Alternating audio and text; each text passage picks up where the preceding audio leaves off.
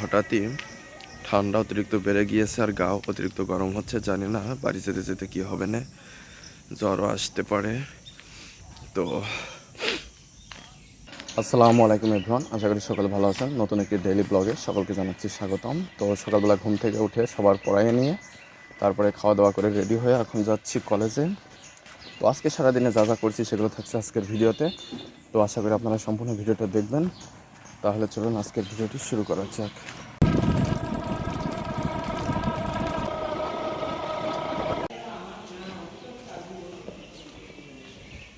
তো চলে আসলাম ক্যাম্পাসের মধ্যে। তো প্রতিদিন যাই 10টার বাসে। তো আজকে ক্লাস একটু সকাল সকাল আছে, তো আজকে যাব 9টার বাসে। তো যাই, একটু অপেক্ষা করা লাগবে, প্রায় 9টা বেজে গিয়েছে। তো গাড়ি আসলে বাসে উঠে চলে যাব কলেজে।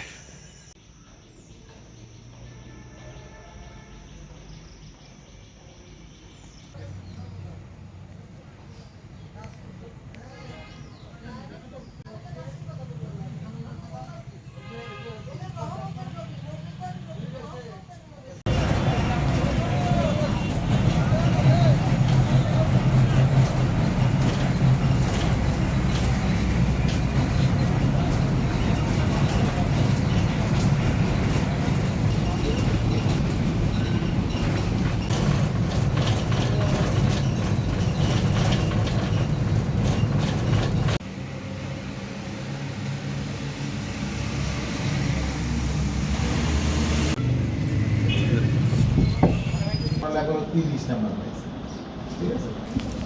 কেন তোমরা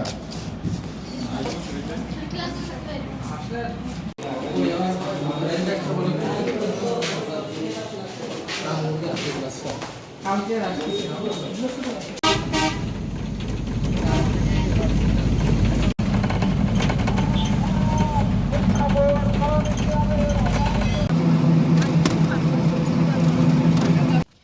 তো কলেজ থেকে বাড়ি এসে গোসল করে খাওয়া দাওয়া করে তো চলে আসলাম। এখন যাচ্ছি পাশের গ্রামে জালিয়াপাড়ায় পড়াইতে।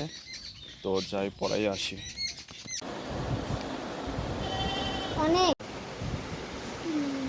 তো জালিয়াপাড়ায় পড়িয়ে চলে আসলাম। তো এখন যাচ্ছি দেবীনগর পড়াইতে।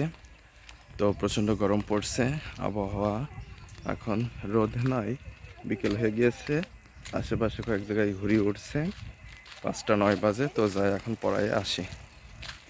তো এখানে পড়ানো হলো না, বাড়িতে নাই, শেখপুরে গিয়েছে। তো এখন পরে যে বাড়িতে পড়াই সেই বাড়িতে যাই, দেখে পড়ানো হয় কিনা। তো এখন পড়ানো শেষ হলো। তো হঠাৎই ঠান্ডা অতিরিক্ত বেড়ে গিয়েছে আর গাও অতিরিক্ত গরম হচ্ছে। জানি না বাড়ি যেতে যেতে কী হবে, না জ্বরও আসতে পারে। তো প্রচণ্ড অসুস্থ লাগছে। তো এখন টুকটুক করে বাড়ি যাই। আর আবহাওয়া আস্তে আস্তে যাওয়ার সময় দেখলাম ভালো, এখন খারাপ হয়ে গিয়েছে, মেঘলা হয়ে গিয়েছে। তো যখন তখন ঝড় বৃষ্টি উঠে আসতে পারে। তো এখন যাই।